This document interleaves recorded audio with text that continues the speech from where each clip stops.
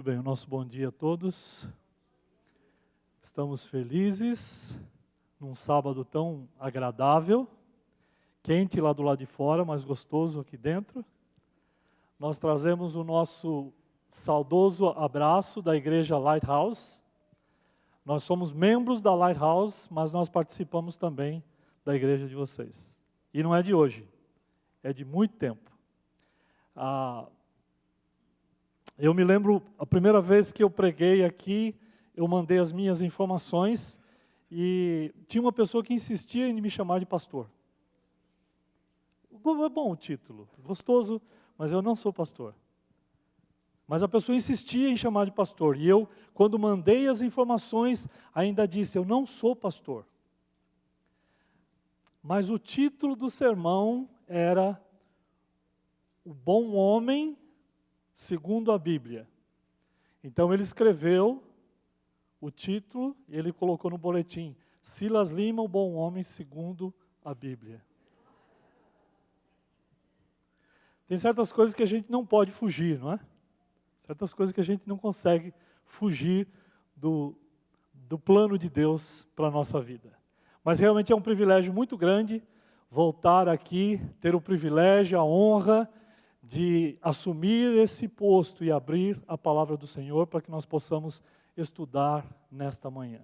É sempre um privilégio repartir os nossos conhecimentos, não é? Interagir com o povo de Deus a respeito da palavra do Senhor, a palavra viva do Senhor, a palavra que nos move, a palavra que nos transforma, a palavra que nos faz muito melhor do que nós fomos e do que nós seremos e do que nós somos no dia de hoje. Portanto, que esses próximos momentos possam ser usados para que nós possamos tirar experiências da palavra do Senhor, colocar na nossa vida e assim o fazendo nós possamos ser transformados pelo poder do Senhor e pela sua palavra. Tá certo? A nossa leitura de hoje está, como já foi lida, no livro de Filipenses, no capítulo 4. Né? Eu vou chamar aqui os nossos amigos, né, que tem braço curto, né? A gente vai envelhecendo e o braço vai ficando curto, né? E a gente começa a procurar óculos por todo lado, né? E às vezes a gente está com o óculos aqui e está procurando o óculos e não sabe aonde colocou. Por isso aqueles que têm problema, não é? É bom a gente ter bastante óculos. Um no carro, um em casa, não é? Em todo lugar ter um óculos, que assim a gente não perde nenhuma oportunidade de uma boa leitura. Muito bem. Livro de Filipenses, capítulo 4, versículos 6 e 7. E o apóstolo Paulo diz assim: Não andeis ansiosos de coisa alguma. Em tudo, porém, sejam conhecidas diante de Deus as vossas petições pela oração, pela súplica, com ações de graças. E a paz de Deus, que excede todo o entendimento, guardará o vosso coração e a vossa mente em Cristo Jesus. Esse verso ficou na minha mente por algum tempo. Eu não sei quando você lê um verso na Bíblia e não consegue tirá-lo da mente. E por algum tempo ele ficou stuck na minha mente. Não andeis ansiosos. Não é? Dizem os especialistas que a ansiedade é hoje um dos maiores males do mundo. As pessoas entram com os problemas de ansiedade, e a ansiedade, ela é a raiz de muitos outros problemas que acontecem daí para frente.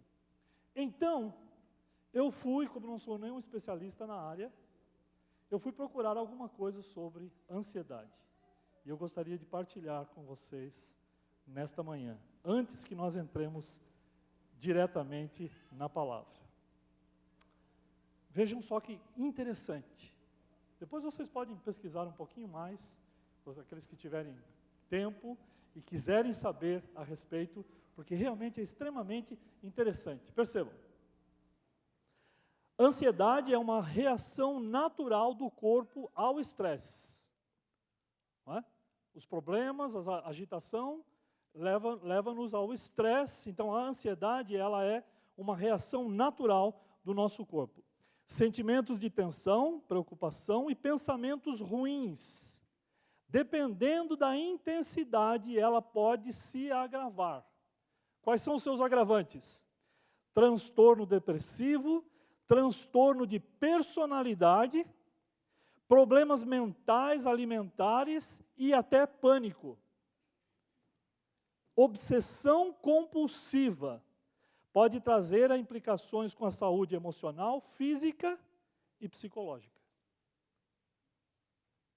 Pasmem no restante. As suas causas, ela pode ser genética, fatores ambientais, histórico familiar, pressão no trabalho e problemas financeiros, é claro, principalmente problemas familiares. Quais são os sintomas da ansiedade? Quais são os sintomas? O que a gente sente quando entra num estado de ansiedade? Sintoma emocional: tristeza, nervosismo e irritabilidade.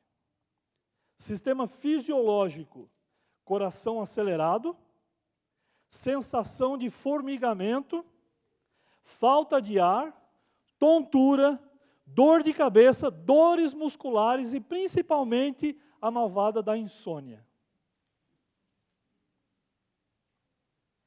Tem mais. Quais são os sintomas comportamentais? Impulsividade, agressividade, fala acelerada. Sistema cognitivo, o sistema do aprendizado, né? Dificuldade de concentração e tomada de decisão. Preocupação excessiva. Dizem os psicólogos, conforme os sintomas físicos vão aumentando, o psicológico entra em estado de alerta e de tensão. Nessa hora, o fluxo de pensamentos é bem maior e o conteúdo dos pensamentos é sempre negativo. Quais são as consequências? Problemas familiares, conjugais e sociais, desempenho acadêmico e profissional, consequências corporais, desordem alimentar e insônia, sobrecarga no cérebro, emoções negativas e mente distraída. Tudo isso pela ansiedade. Diz David Jeremiah, que é um dos meus pastores prediletos americanos, desde que ele não entre em profecia. Quando ele entra em profecia, estraga tudo. Mas na área de conhecimentos gerais, conhecimentos bíblicos, históricos principalmente, fantástico. Diz ele que no Sermão da Montanha, Jesus falou 17 vezes sobre ansiedade, explícito e implicitamente, no Sermão da Montanha. Lembra-se do Sermão da Montanha? Não andeis ansiosos com o que é vez de comer, de beber ou de vestir. Se Jesus disse que a ansiedade era um problema, é porque, na verdade, ela seria um dos principais problemas nos dias de hoje. Paulo, falando à igreja dos Filipenses, ele diz, não andeis ansiosos com o quê? Lembra do verso? Voltamos ao verso 6. Não andeis ansiosos com o quê? De coisa alguma. Ou seja, nós não deveríamos ter esse problema de ansiedade. Não andeis ansiosos de coisa alguma. Em tudo, porém, sejam conhecidos diante de Deus as vossas petições, pela oração e pela súplica, com ações de graças. Paulo traz aqui 4 ingredientes. Em tudo devem ser conhecidos diante de Deus pelas petições. Que mais? Quem está acordado com o texto aí? Petições, pelas orações, súplicas e ação de graça. Paulo não está trazendo aqui nenhuma nova fórmula sobre oração. Na verdade, o que Paulo está trazendo aqui é um antídoto contra a ansiedade. Se na sua oração, se de acordo com as suas preocupações, você levar a Deus as suas petições, as suas orações, as suas súplicas, com ações de graça, agradecendo ao Senhor, na verdade, esses 4 componentes, só pelos 4 componentes, você já estaria alimentando e exercitando um antídoto contra a depressão e contra a ansiedade. Paulo tem um carinho imenso pela igreja de Filipenses, não é? Da cidade de Filipos.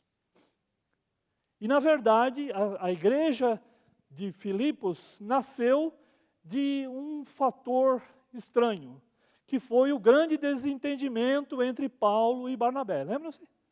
Capítulo 16 do livro de Atos. O que havia acontecido?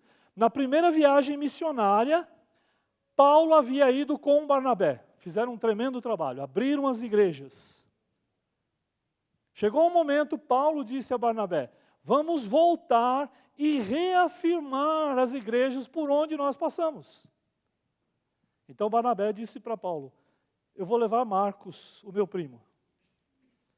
Paulo disse: Por quê? Porque Marcos havia desistido na primeira viagem no meio do caminho. Lembra-se da história? A discussão entre os dois foi tão grande, que eles se separaram. Então, Barnabé levou Marcos. Barnabé, ele era de firme posição. E veja, ele estava discutindo com Paulo. 2 homens extremamente firmes. Barnabé levou Marcos, ele disse que ia levar Marcos, e ele levou Marcos. E Paulo escolheu um dos nomes mais lindos da Bíblia para ir junto com ele, que foi Silas. E aí ele começa a entrar na história agora. A história dele é bem singela. Mas ele vai com Paulo, pega um Timóteo no caminho, e aí Lucas, no capítulo 16, ele começa a dizer, na sua descrição a respeito do trabalho apostólico, ele começa a dizer nós. Então, pelo simples fato de dizer nós, a narrativa de Lucas o coloca também na mesma viagem com Paulo, Timóteo e o grande Silas. Quando eles chegam para atravessar a Ásia, vocês lembram bem da história, a gente estudou isso na escola sabatina, não é? Paulo foi impelido pelo Espírito Santo de ir para lá. E o Espírito o mandou, e eles atravessaram e saíram em Filipos. Quando chegaram em Filipos, lembram-se que não tinha sinagoga. Filipos era uma cidade... Filipos é uma cidade que foi posto o nome de Filipe Macedônico, não é? Filipe Macedônico, que era pai de Alexandre Magno, Alexandre o Grande. Então, em homenagem ao pai de Alexandre o Grande, eles colocaram o nome da cidade de Filipos. Era uma cidade basicamente militar, era uma espécie de um repouso, um retiro de militares aposentados romanos. Então, na verdade, Filipos era uma miniatura de Roma. Uma pequena miniatura de Roma, a cidade de Filipos. Havia uma via principal que ligava as aldeias do Oriente com Roma, chamada Via Agnésia. Extremamente importante para o mercado, extremamente importante para o relacionamento da época. E essa via, então, ligava aquelas pequenas cidades com Roma. E ali estava a cidade de Filipos, aonde Paulo havia chegado com os seus companheiros, e eles, por não haver nenhuma igreja no local. Eles se retiraram para um lugar, talvez um campo perto das árvores, diz a Bíblia, não é? E ali oraram, e ali eles encontraram algumas mulheres. E ali então tem primeiro membro da igreja de Filipos, que foi Lídia, a vendedora de púrpuras. Então aqui nasce a história de Filipe, a qual Paulo se enganja de todo o seu coração. Não é? E ele diz: alegro-me em falar com vocês, eu tenho alegria de estar com vocês. Os historiadores dizem que a palavra alegria, esse alegrar-me com alguém, é mencionado 29 vezes por Paulo nas suas cartas. Dessas 29 vezes, 9 vezes está escrito no livro de Filipenses. A gente percebe então que Paulo tinha realmente uma grande alegria ao falar com aquelas pessoas. Alguns problemas estavam acontecendo ali. Então, Paulo faz algumas descrições e ele faz um apelo, não é? Para Evódia e Sintique, regozijo e oração sobre elas, não é? Versículo 2. Rogo a Evódia e rogo a Sintique que pensem concordantemente no Senhor. Olha, está aqui alguém que tem filhos aí, esperando menininhas, né? Tem um bom nome aqui, né? Sintique e Evódia. Não se inspirem muito. Então Paulo diz assim: eu peço que vocês sejam concordantemente, ou concordemente no Senhor. A ti, fiel companheiro de jugo, também peço que as auxilies, pois juntas se esforçaram comigo no Evangelho, também com Clemente e com os demais cooperadores meus, cujos nomes se encontram no livro da vida. E aí Paulo diz: alegrai-vos sempre no Senhor, outra vez digo, alegrai-vos. Paulo é um exemplo de que pode haver discórdia positiva entre nós. Tá certo? Somos todos iguais? Pensamos todos da mesma forma? Claro que não. Pode haver discórdia entre nós? Claro que sim. Mas essas discórdias nunca podem nos tirar da missão que nós temos de pregar o Evangelho. Um dos resultados mais positivos que nós vemos na Bíblia. Eu vejo Paulo como um dos homens mais além de temente a Deus, mais cordato nos seus afazeres. Apesar de terem posições diferentes. Podemos ter, mas não podemos deixar que essas coisas nos levem a nos afastar do verdadeiro Espírito de Deus na pregação do Evangelho. Barnabé foi para um lado, Paulo foi para o outro. A bênção foi tão grande que numa viagem aonde fariam juntos, agora fizeram separados, cobriram mais território, a casa do Senhor foi revisitada, os membros foram revisitados, foram abençoados com a visita. Por quê? Apesar de uma discordância, eles não deixaram de fazer o seu trabalho. Eles não deixaram de cumprir a missão. Então, Paulo, percebendo os problemas da igreja dos Filipenses, ele diz: não andeis ansiosos. Não andeis ansiosos de absolutamente nada. Se nós temos um Deus que é Criador, Salvador, mantenedor, qual deve ser a nossa preocupação? Fazemos o trabalho do Senhor. Obrigado aqui pela historinha das crianças. Deu uma introdução na nossa forma naquilo que nós íamos falar. Não é? Obrigado pelo momento de oração. discorreu exatamente na direção onde nós íamos falar. Mostra-nos que quando nós estamos no caminho do Senhor, todas as coisas, não é? Romanos 8, 28, propósito do Senhor, todas as coisas cooperam juntamente para o bem daqueles que amam a Deus. Quando nós nos envolvemos no trabalho do Senhor, estas coisas, elas cooperam para o bem daqueles que amam a Deus. Agora, percebam, se Jesus estava preocupado sobre a ansiedade,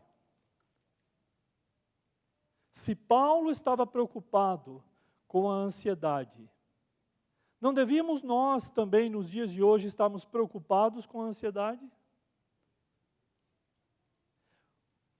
Quais são as ferramentas que nós podemos usar para combater esse tipo de problema, que tem sido cada vez mais agravante? O texto, ele é completo, ele diz assim: não andeis ansiosos de coisa alguma, em tudo, porém, sejam conhecidas diante de Deus. Todas as coisas devem ser conhecidas diante de Deus. Através do quê? Das petições. Não é? O que nós fazemos nas petições? Pedimos. Não é? Não fazemos pedidos ao Senhor. Oramos ao Senhor. Não é? Elevamos a nossa mente, o nosso coração em uma prece. E depois fazemos súplicas. São aqueles momentos mais importantes da nossa vida, são aquelas coisas que mais nos incomodam. Aqueles momentos angustiantes, que só você e o Senhor sabem disso. Quantos de nós já passamos por momentos angustiantes? A Bíblia não esconde a angústia de nenhum dos filhos do Senhor. Ellen White tinha um problema sério com o seu filho mais novo, Edson. E numa carta escrevendo a Edson, ela disse assim: filho, eu estou tão preocupada com você, porque eu estou vendo cada um de nós indo para o céu, e eu não consigo encontrar você lá. Você pode imaginar uma coisa dessas? A sua mãe dizer que ela está vendo a família indo para o céu, mas você não está junto, você não está presente. Pelas suas cartas, a ideia que se tem é que Edson, ele gostava muito de se vestir bem. E muitas vezes, para se vestir bem, precisa se gastar bastante também, não é? Então ele tinha assim alguns pequenos problemas. E uma vez respondendo a uma das cartas à mãe, ele disse: mãe, eu não me vejo um homem religioso. Mas ela continuou orando, suplicando ao Senhor, até que Edson escreve para ela novamente e diz: mãe, eu encontrei o meu caminho na missão do Senhor. Deus seja louvado. Porque uma mãe não parou, não cessou de orar pelo seu filho. E no livro Lar Adventista, no final, ela diz assim: a oração dos pais pelos filhos vai ser a última a ser atendida no final dos tempos. Deus estará atendendo aquelas mães que puseram as suas preocupações, a ansiedade de ver os filhos crescendo, nas mãos do Senhor. E aí Provérbios 22:6 vai se cumprir, não é? Ensina o menino no caminho que deve andar, e até que ele cresça, não se desviará dele. A oração tem que ser parte corporal da nossa vida, tem que ser a primeira coisa que nós fazemos. O pastor Lamarck costumava dizer assim: quando eu acordo, eu escorrego da cama já de joelhos para orar, para que nenhum outro tipo de pensamento entre na minha mente. A oração deve ser a alimentação da nossa alma. No livro O Poder da Oração, Roger Murnau, eu encontrei alguém aqui que gosta também de Roger Murnau. Ele escreveu o livro Viagem ao Sobrenatural. E ele tem um outro livro chamado O Poder da Oração. Esse livro mudou a minha vida, a minha forma de orar. Ele conta nos momentos... Na verdade, ele foi da seita satânica, e ele lá ouviu falar sobre os adventistas do sétimo dia, se converteu. Ele conta essa história no livro Viagem Sobrenatural. E ele traz algumas coisas extremamente interessantes. Por exemplo, o inimigo tem verdadeiro prazer em pôr os seus anjos para incomodar as crianças na igreja. Então, quando você ver uma criança chorando na igreja, ore por ela. E ore por você também, se você ficar incomodado. Uma igreja onde tem criança que chora é uma igreja viva. É uma igreja onde tem filhos do Senhor.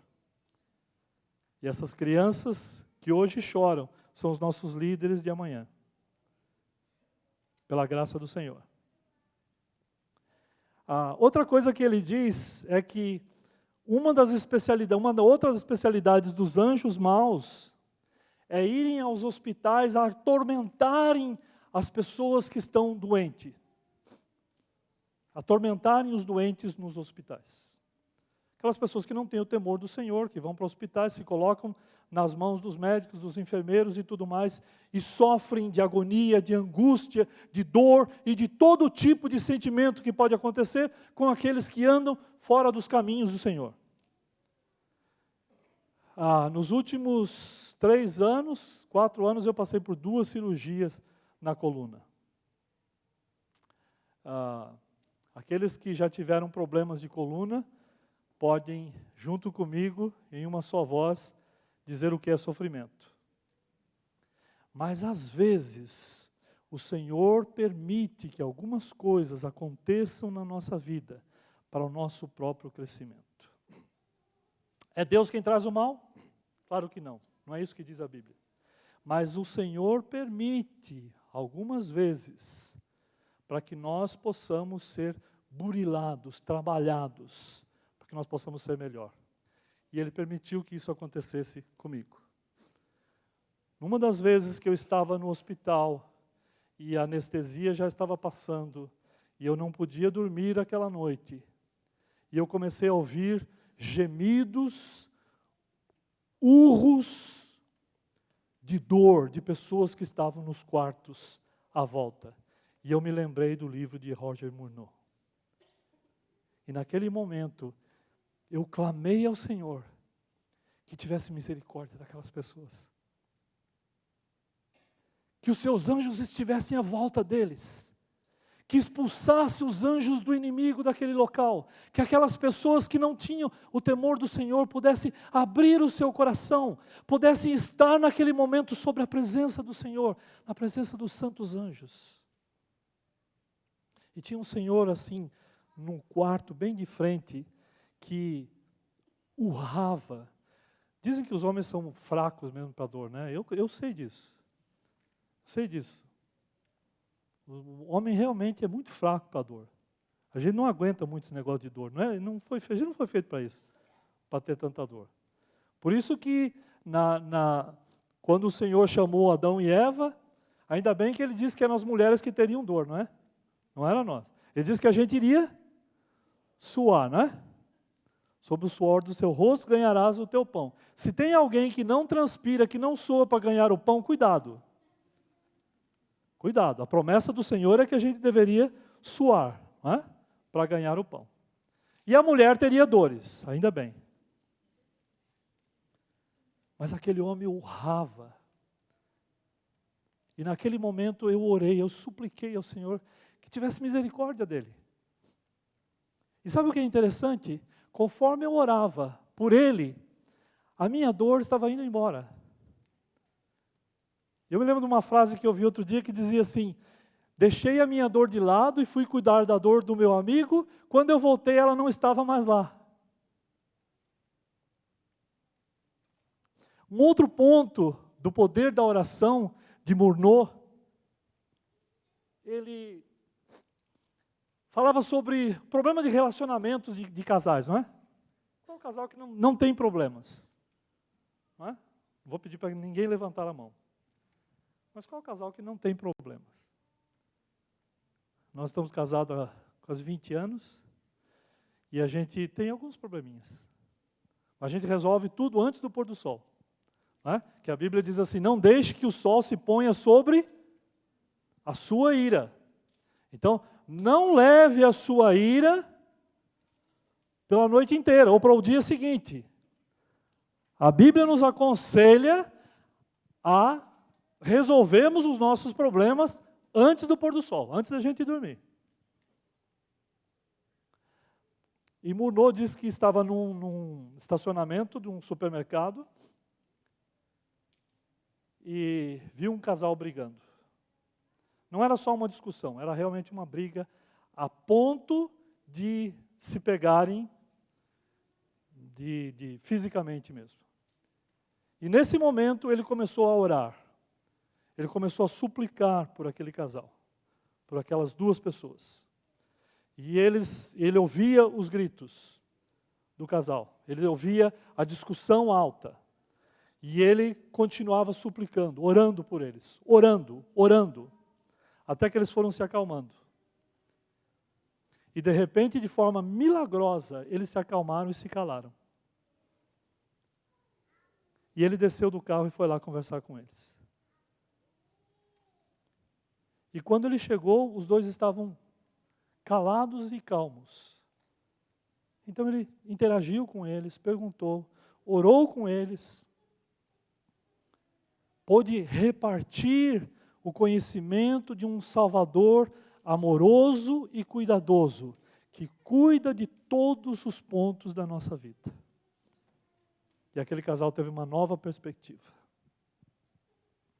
Um dia minha sobrinha me chamou e disse que eles estavam tendo um problema em família.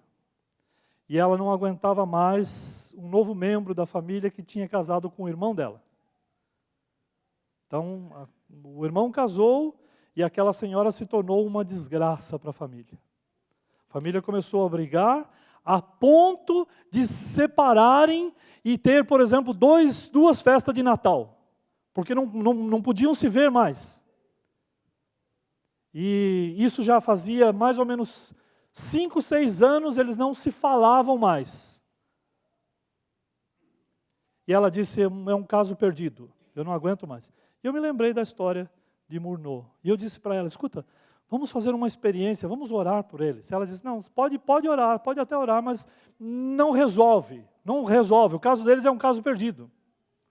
Não sabia ela que o nosso Deus é um especialista em casos perdidos.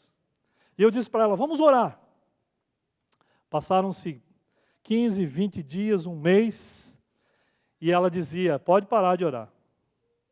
Eu disse, não, nós fizemos um trato, vamos continuar orando.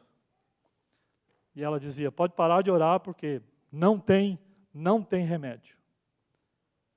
E eu disse, vamos continuar orando, vamos respeitar o trato que nós fizemos.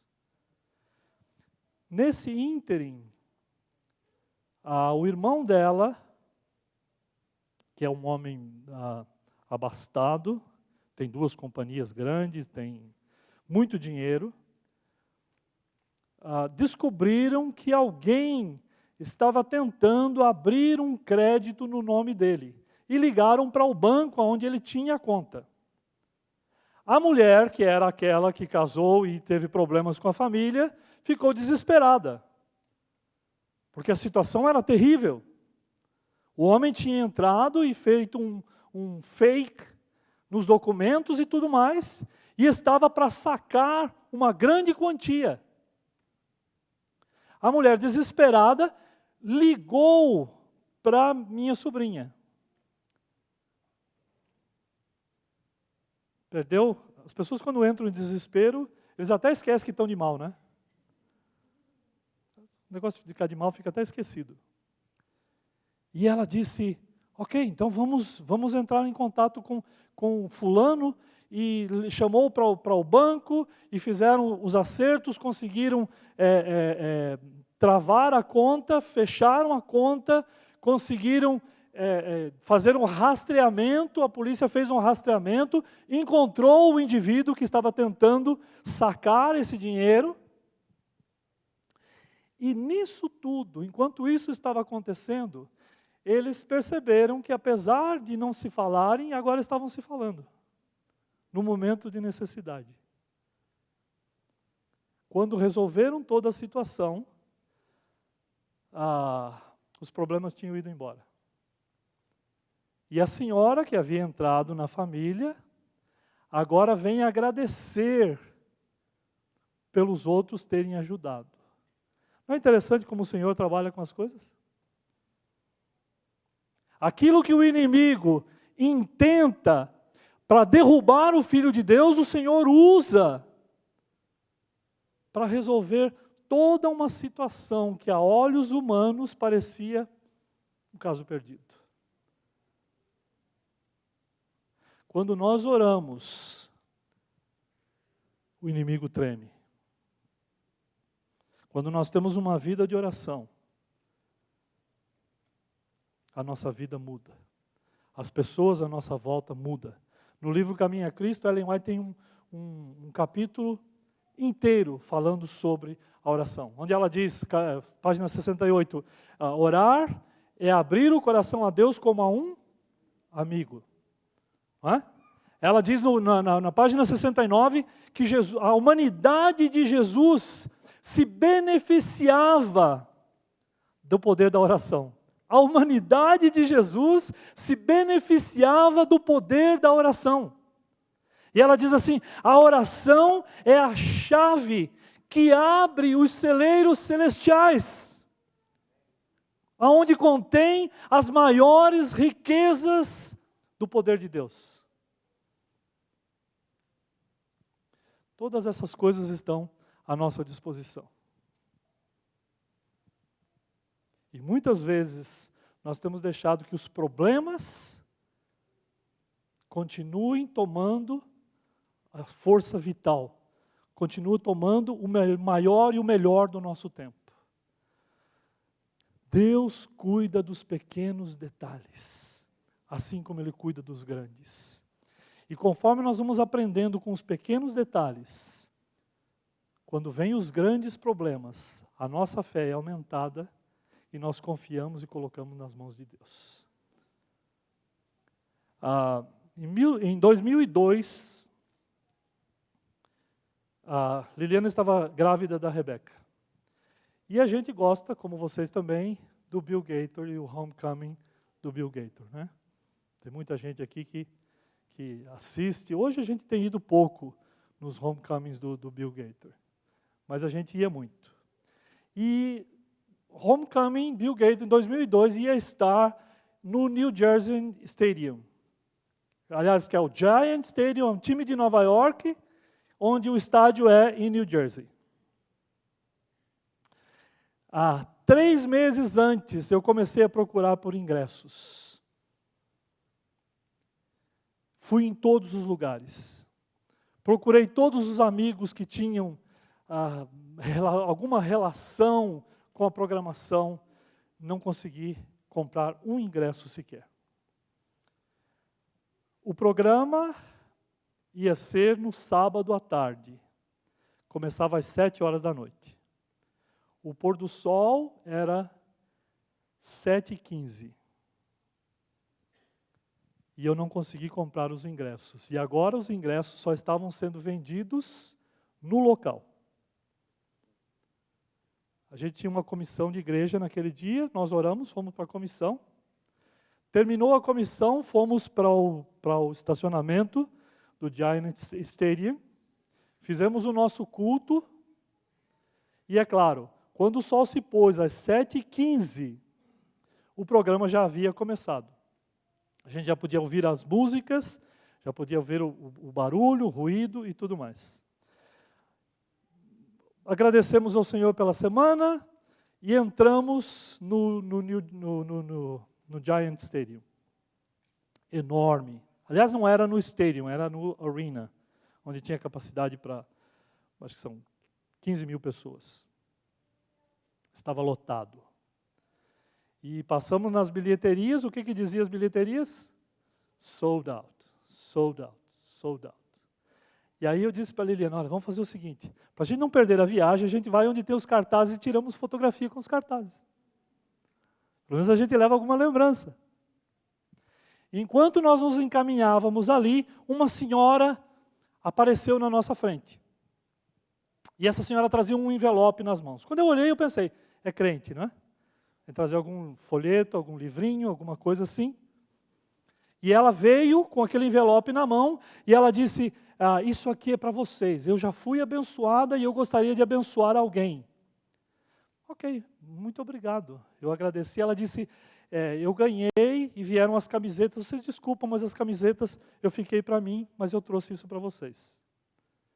E ela entregou o envelope e eu peguei o envelope.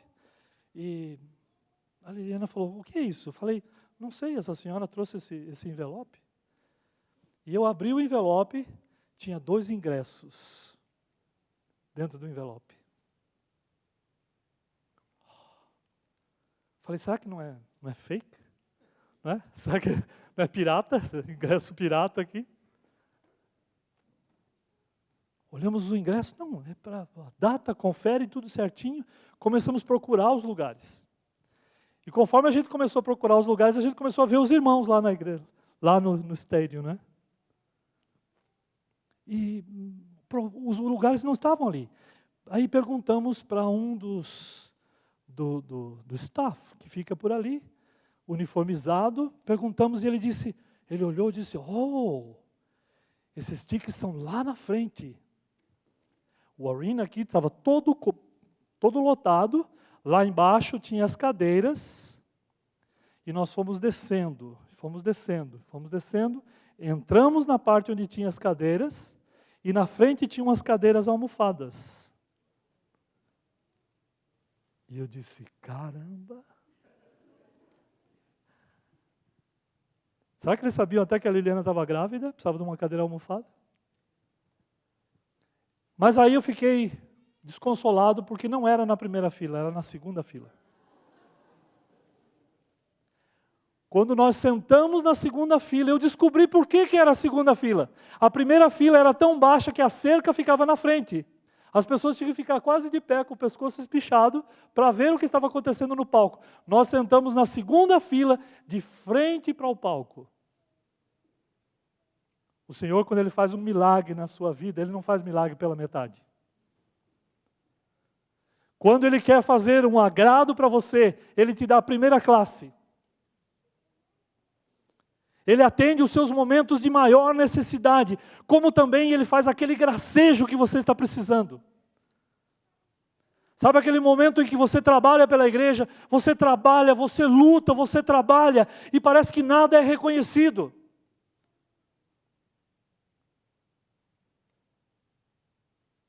Você começa a ter problemas de família porque você tem muitas coisas para fazer na igreja. A gente sabe disso, né?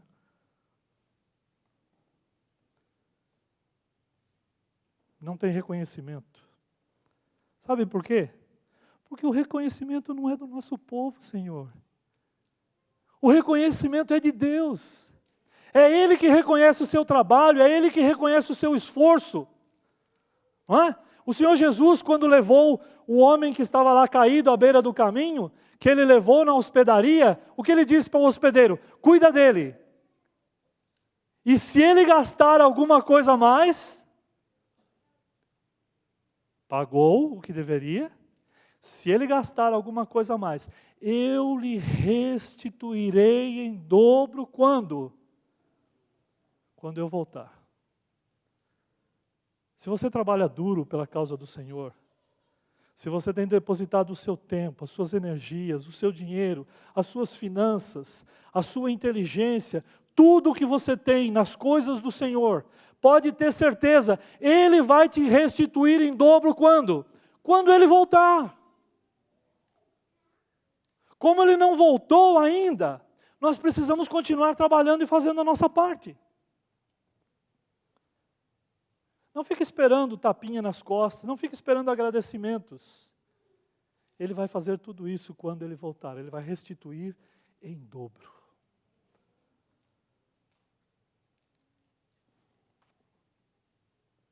Não andeis ansiosos de coisa alguma. Em tudo, porém, sejam conhecidos diante de Deus as vossas petições, pela oração e pela súplica, com ações de graças. E a paz de Deus, que excede todo o entendimento, guardará o vosso coração e a vossa mente em Cristo Jesus. Vou contar mais uma historinha para terminar. Espero que eu consiga. Parece que a gente vai envelhecendo, a gente vai ficando cada vez mais emotivo, né? E às vezes fica difícil de chegar ao fim de algumas histórias. Eu já contei aqui, quando eu estive aqui, a minha vida de pescador, não é? Não? Então vou contar. Pelo menos alguém disse que não. Eu vim do Brasil porque eu estava cansado de ser pobre.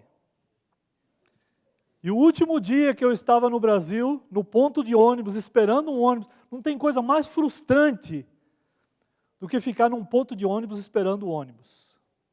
Não é, Ricardo? Ser pobre não é fácil, não, né? E eu disse assim, eu vou embora dessa terra. Eu havia saído da igreja, eu estava a ponto de fazer qualquer coisa. E por que não ganhar dinheiro? Já que vamos fazer qualquer coisa, vamos ganhar dinheiro. Já que no Brasil não tem jeito, vamos embora para os Estados Unidos. Descobrir os novos horizontes. E eu vim para cá para não ser pobre nunca mais.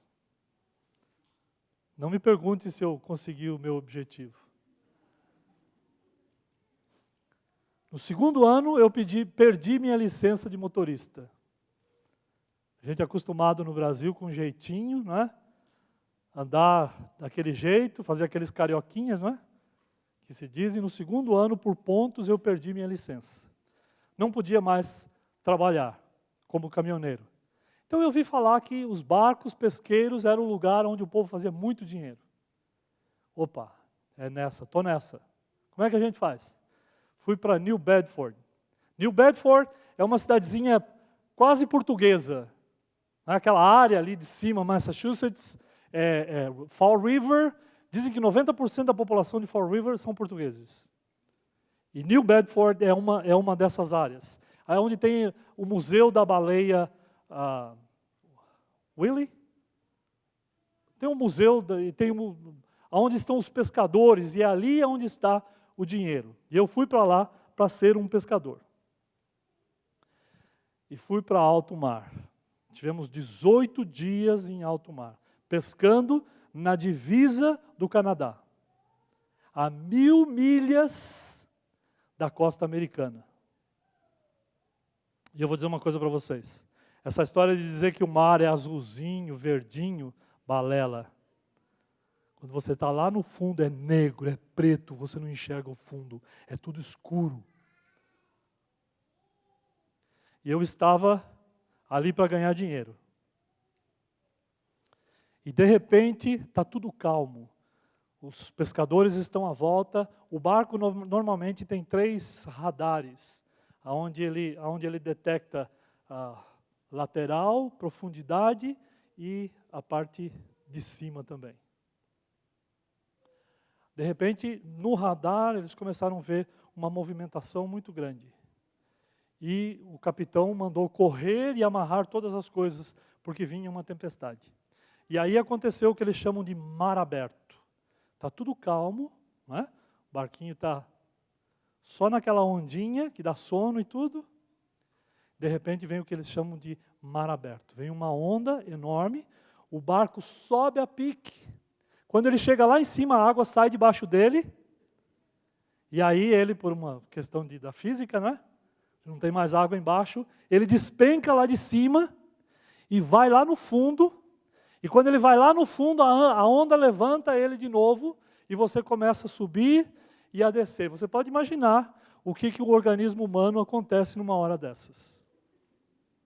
Eu usava óculos nessa época, não de leitura, eu usava óculos. Uma onda veio, varreu o barco, o óculos foi parar não sei aonde, e eu fiquei jogado de um lado para o outro, e eu fiquei pensando, caramba, no meio dessa tempestade, será que eu sou o Jonas? Vocês acham que eu ia ter coragem de dizer para os pescadores, me jogam na água porque a tempestade é por minha causa? Eu, hein? Fiquei ali naquele meio, amarramos tudo, a tempestade passou, todo mundo esgotado. E naquele momento, mais ou menos umas 2 horas da manhã, eu fiz alguma coisa que já fazia muito tempo que eu não fazia. E eu caí de joelhos e eu orei. E eu disse, Senhor, se ainda existe uma esperança para mim, eu gostaria de ver um sinal. Sabe que a gente pede e Deus leva a sério os nossos pedidos. Muitas vezes nós pedimos sem levar a sério. Mas Deus leva a sério todos os nossos pedidos. Eu fiz uma simples oração, Senhor, eu preciso de um sinal. Levantei, começamos a trabalhar de novo. Na noite seguinte, estava se aprontando uma grande tempestade. Isso foi no ano de 93, 92, 93. Teve uma grande tempestade que varreu o Northeast, aquela costa ali de New Jersey para cima até o Maine, foi varrida por uma grande tempestade. No rádio eles estavam dizendo que a tempestade estava chegando. Não era só aquele mar aberto que a gente tinha passado aqueles dias, não. Era uma grande e terrível tempestade. E os pescadores começaram a ficar preocupados. E o capitão disse, não, nós voltamos quando chegar a hora. Ainda está longe a tempestade. Se a gente quase morreu com aquele mar aberto, imagina a hora que chegasse a tal da tempestade. E a tempestade estava chegando. Na noite seguinte, eu estava trabalhando e começou a chover. Agora vocês imaginam, a mesma coisa de chover no molhado, né? Chovendo em cima da água. E a chuva começou a ficar mais forte, mais forte. E eu me lembrei da oração que eu tinha feito na noite anterior. E eu me ajoelhei de novo e disse, Senhor, eu acho que não tem mais esperança para mim, eu estou perdido. Chega um momento na sua vida que tanto faz viver como morrer, é a mesma coisa.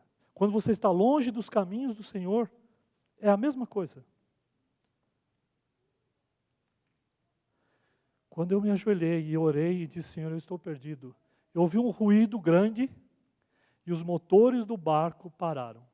Eu ouvi uma vez o pastor Manolo falando aqui sobre a experiência dele e ele disse assim, a situação não pode ficar, não é tão ruim que não possa ficar pior.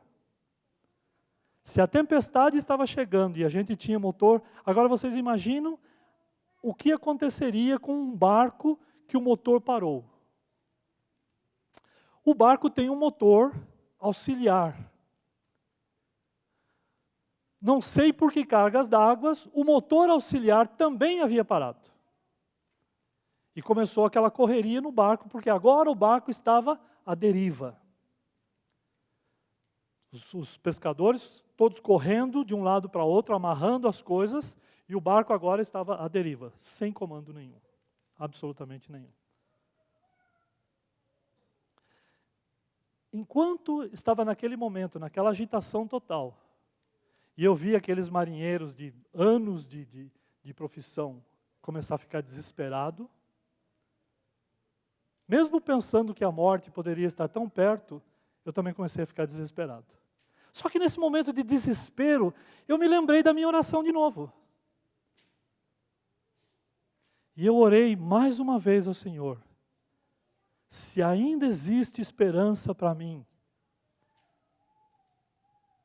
o Senhor poderia ligar esses motores novamente? E levantei. Sabe o que aconteceu? Nada.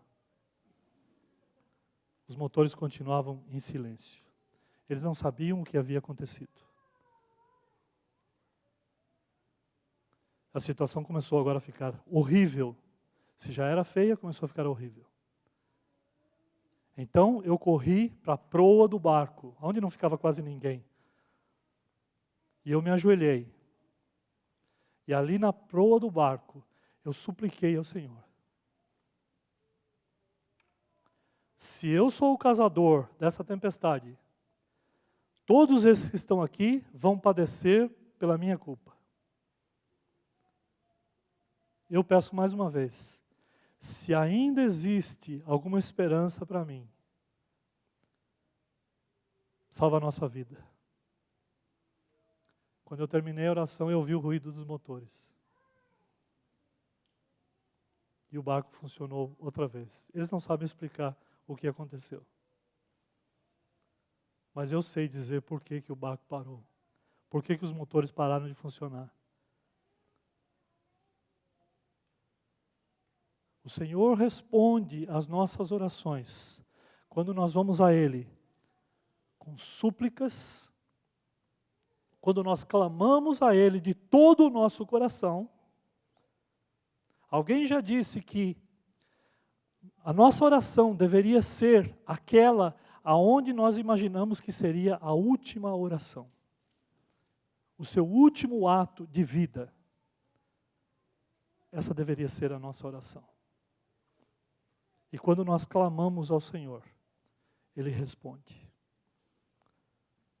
Às vezes não vem o livramento total, mas Ele passa conosco nos maiores momentos de tempestade. Diz o apóstolo Paulo, não andeis ansiosos por coisa alguma. Antes, todas essas coisas venham ao Senhor. E quando nós fazemos isso, quando nós abrimos o nosso coração, o Senhor trabalha de maneira apropriada. O Senhor trabalha de maneira sobrenatural, que só Ele sabe trabalhar e que nós não temos como explicar. Aliás, se nós pudéssemos explicar a Deus, Ele não seria Deus. Mas a palavra do Senhor nos diz que quando nós vamos a Ele, nós jamais voltamos com as mãos vazias. E o apóstolo Paulo diz, em que pensar? Versículo 8. Finalmente, irmãos, tudo que é verdadeiro, tudo que é respeitável, tudo que é justo, tudo que é puro, tudo que é amável, tudo que é de boa fama, se alguma virtude há e se algum louvor existe, seja isso que ocupe o vosso pensamento. O que também aprendestes e recebestes, e ouvistes, e vistes em mim, isso praticai, e o Deus da paz seja convosco. Que Deus nos abençoe, que Deus nos ajude a sermos homens e mulheres de oração. E quando nós assim o fizermos, certeza absoluta que tudo mudará à nossa volta, começando com cada um de nós. Que Deus nos ajude. Amém.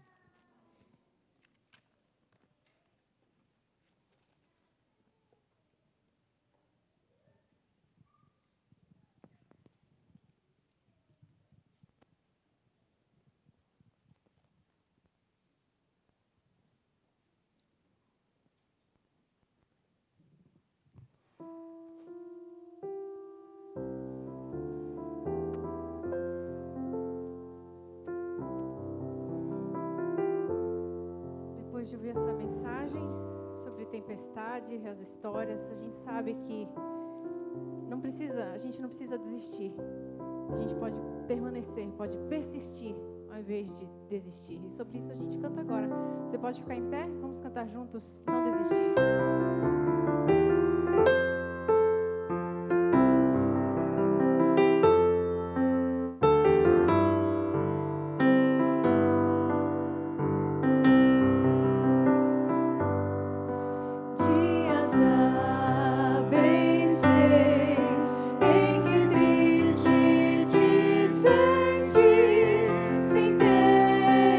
Esperança e prazer.